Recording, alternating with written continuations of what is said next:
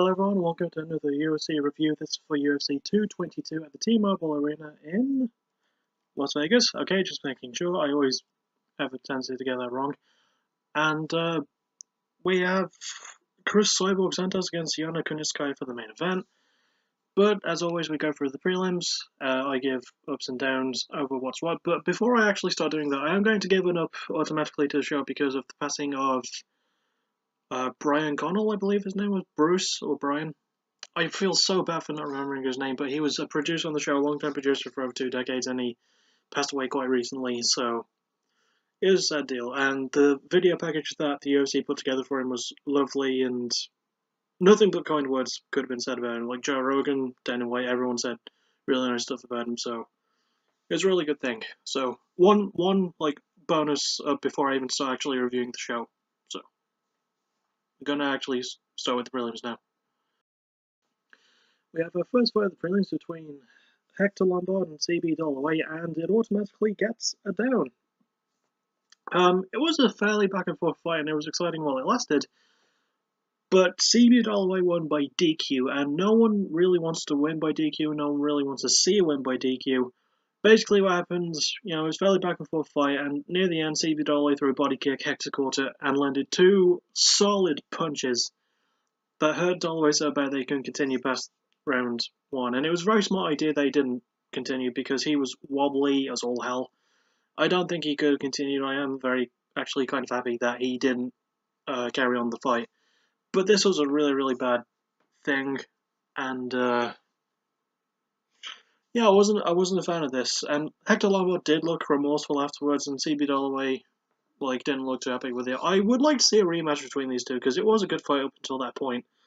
But it still gets it down. I just wasn't particularly a huge fan of exactly what happened, so gets it down. We then move on to John Dodson versus Pedro Munoz, and I was kind of tempted to give this a down first because it wasn't a super exciting fight, but it does get enough ultimately, so it's 2-1 to the ups. Not sponsored.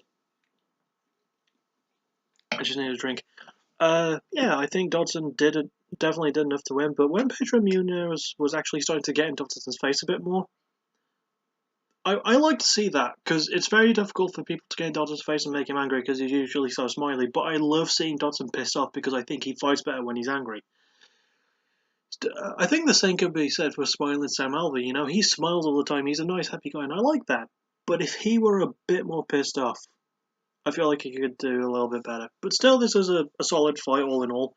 Not the most exciting on the card, but definitely, I feel like I'm comfortable giving it up. I mean, the right guy wanted Dodson, he did enough to get a split decision win, so I don't really have any complaints. Neither man's going to suffer from how the fight went.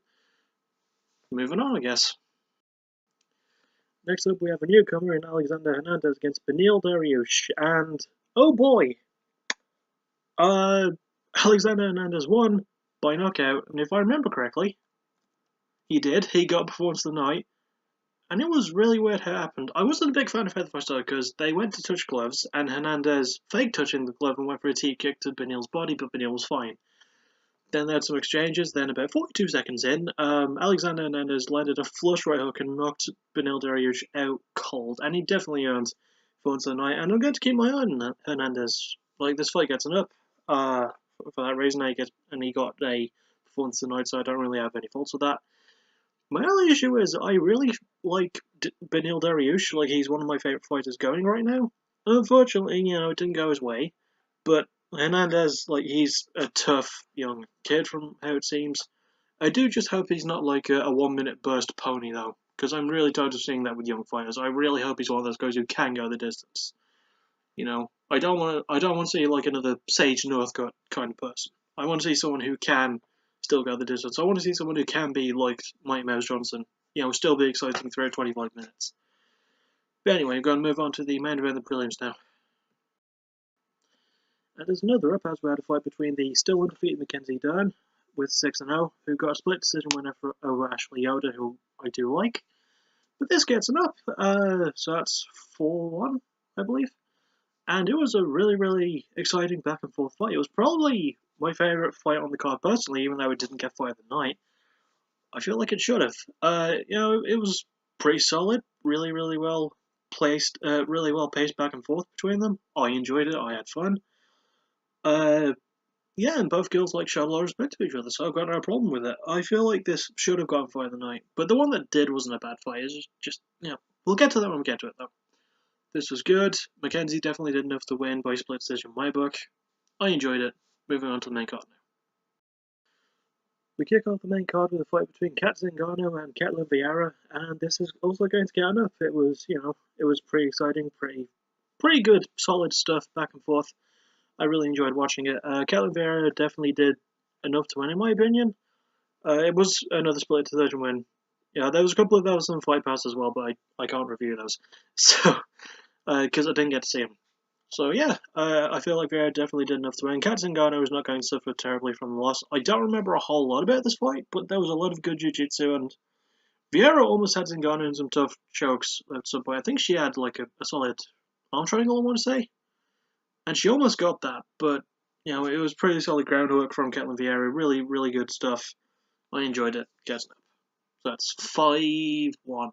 5-1, because I'm still including the bonus up for the video package, so. However, we then go from that to a down in Andrei Arlovski versus Stefan Struve. There wasn't anything particularly wrong with the fight, but it just dragged on quite a bit, and I wasn't super huge on. I just wasn't super huge on it. Andrei Arlovski did do enough to win. I don't feel like he didn't, and Stefan Struve. I don't think I've ever actually seen him winning quite a long while. I'm going to very quickly click on his name. Okay, no, he did lose his last one, but he won 2 before that, so I am reading too much into it. Still, this is a fight that could have gone better, for either man, even though Andre did win and definitely did enough to win. It was kind of one-sided and just kind of boring, and I wasn't super invested into it. But I do feel like Andre did enough to win, but it still gets a down from me, so that's 5-2. Yeah, 5-2, should be. So, moving on. And next we get the fight that did get fight of the night between Sean O'Malley and Andrei Surkomtsov, and I'm still going to give it up because it was still a really exciting fight and I enjoyed it. I just didn't feel like it was fight of the night worthy, even though it did win the award. Just a personal opinion. I feel like the Dern Yoda fight was a little bit better.